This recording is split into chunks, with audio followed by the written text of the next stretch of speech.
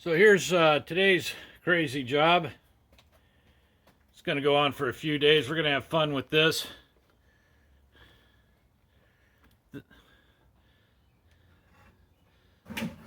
This chimney, they didn't go all the way to the top with this brick. These are called clinkers. They're rejects from the kiln. They make for a great design.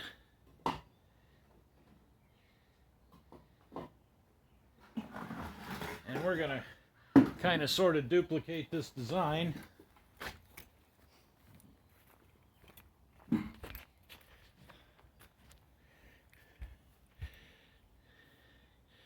And we're going to go close to the top of those white pipes with this.